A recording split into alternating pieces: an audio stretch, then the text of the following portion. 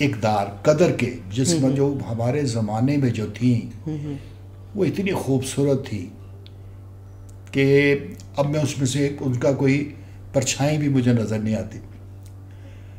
میں مثال دیتا ہوں. مثال کیا ہے؟ یہ ایک حقیقت ہے. ایک حقیقت ہے. میں آپ کے ساتھ پروگرام کر رہا ہوں. رب نواز صاحب آپ بالکل یقین محکم رکھے میری زبان پر جی جی کہ میری ماں آج بھی میرے ساتھ بیٹھی ہوئی ہے. میں جہاں بیٹھتا ہوں میں اس کے ساتھ بیٹھتا ہوں. میں آج تک اس کی آغوش سے نہیں نکل سکا. میں آج بھی اس کے جو لوگ عام لفظ ہیں، سحر ہے، جو مرضی کہہ دیں، میں اس کی آغوش کہتا ہوں.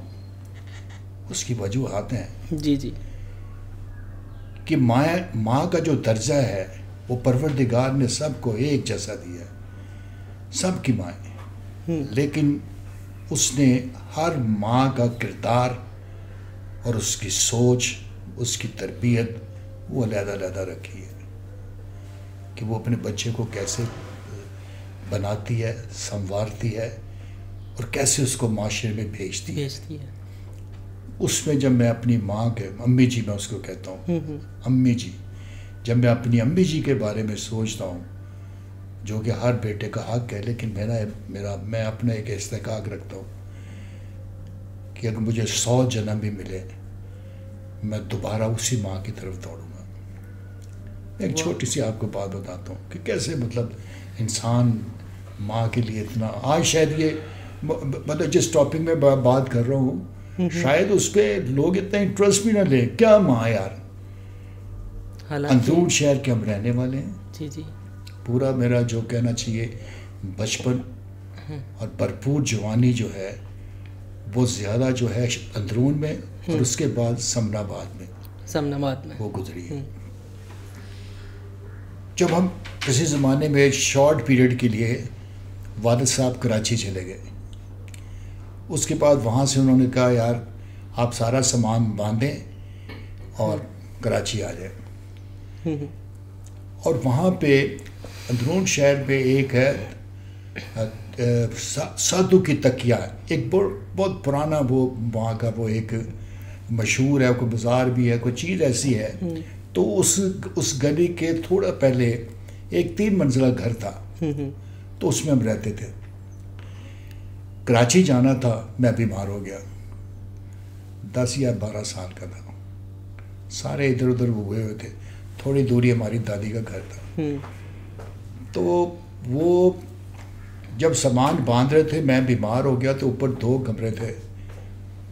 تو رب نواز صاحب میں کیا دیکھتا ہوں اس زمانے، اب تو بدل گئے نا، اب تو واش روم ہو گیا، ساری چیزوں نے ترقی کر دی سوائے شعور کے. شعور نے ترقی نہیں کی، باقی ساری چیزوں نے ترقی. اب بورچی خانہ ہم کہتے تھے. پھر جو باہر تھوڑا سا جگہ ہوتی تھی اس کو کھرا کہتے تھے، وہاں بیٹھ کے برتن دھو رہے تھے. جی ایسے بس جہاں سے میری زندگی بدلی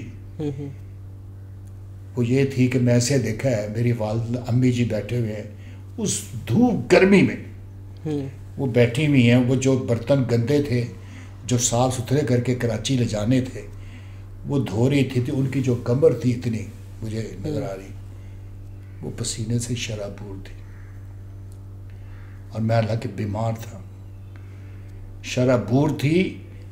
اور وہ میں اب اپنی ماں کو دیکھ رہا ہوں کہ یار یہ کیا ہو رہا ہے، اور میں بیمار بھی ہوں اور مجھے بھی کوئی پناہ نہیں مل رہی، کیونکہ جو 2 اندر کمرے تھے وہ بھی گرم تھے، اور باہر جو جس کو آپ برآمدہ کہہ لیں، جس کو آج کل ہم بڑا ٹیرس کہتے ہیں یا ہم لان کہہ دیتے ہیں یا سٹنگ روم کہہ دیتے ہیں، تو وہ ایسے بنے ہوتے تھے تھڑے، ایسے وہ تھڑیاں سی جو بہرحال اس کو کیا کہتے ہیں.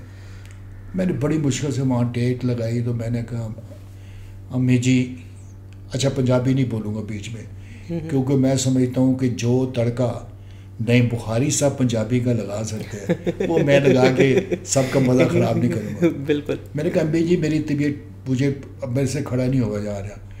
تو میری امی ایک دم اٹھی، انہوں نے کہا کہ کوئی نہیں بس میں کرتا ہوں.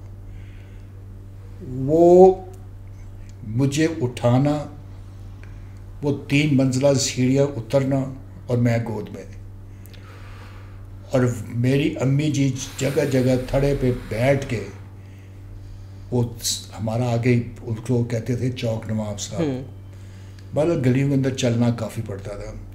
پتہ نہیں کتنے تھڑوں پہ وہ بیٹھی اور زرار فروز تبدیل ہوتا چلا گیا.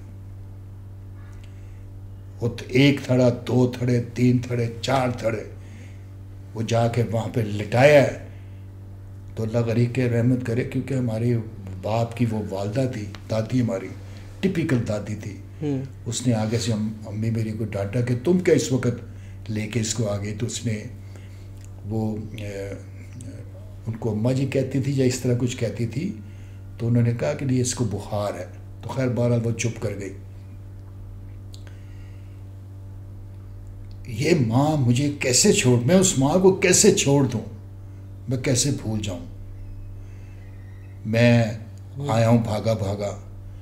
میں نے دیکھا بورچی خانے میں میری امی بیٹھی ہوئی ہے چوکی پہ، سامنے پانی گھولا ہوا نمک مرچ میں، اور وہ روٹی کھا رہی گی.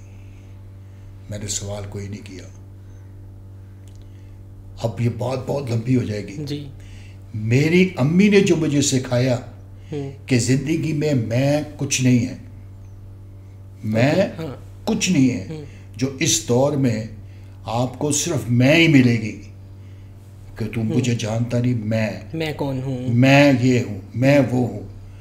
وہ اگر میں نے ان سے کہا نا امی جی میں مطلب فلاں وقت پہ نہیں کر سکا، دوڑ نہیں سکا، یا کوئی عذر کر دیا کہ یار ہم لوگ بس دیکھیں. مجھے سب سے پہلے انہوں نے بتایا کہ تنگ دستی میں اور غربت میں کیا فرق ہے.